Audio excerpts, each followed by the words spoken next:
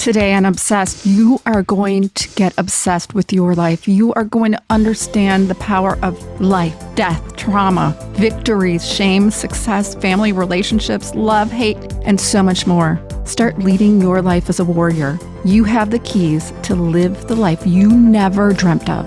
It's time to stop making excuses and start getting obsessed with your life.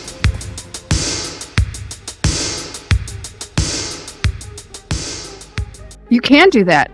So you started off as someone that was positioned not to succeed. You started off with the generational trauma and parents who tried their best. I believe every parent tries their best with whatever tools they have.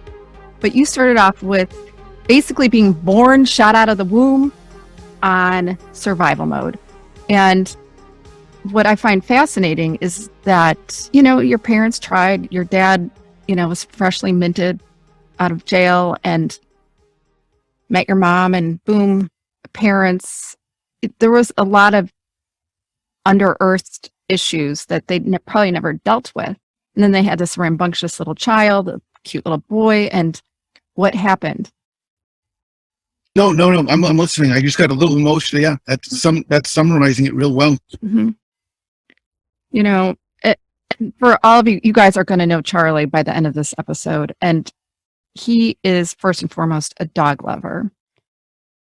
The story of Star, mind-blowing, number one. The story of his life is confounding.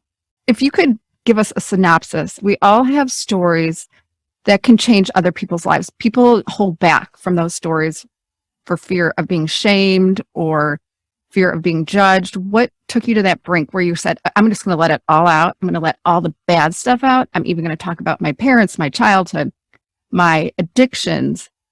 What was the onus for you just letting it go? Really, I had a lifetime of secrecy. I grew up with a father that got out of prison. I wish it was just jail.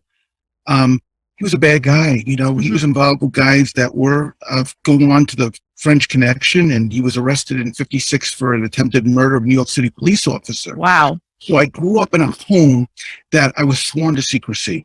Mm-hmm. Then I grew up and I hid my drug addiction. Mm-hmm. And then I hid my alcoholism. And then I went to work for the Department of Corrections. Mm-hmm. And I couldn't talk about what I did at work with regular people. Mm-hmm. So it's been a lifelong deal of secrecy. And finally what happened was in 2018, I had the urge to write a book. And the book was basically a book that I don't think I would have ever published. I just wanted to get it on paper. And 102,000 words later, my life story was on paper. I started to think about letting it go. And it wasn't until I went to a mental health retreat for law enforcement, and I was invited to, that I didn't think I had any issues, but I got invited to this deal, and I listened to these guys talk about their traumas, and I just said, I'm harboring a lot of hurt, man, inside me, and I gotta let this out. I gotta let this go. And here I am today. Wow. It's not a natural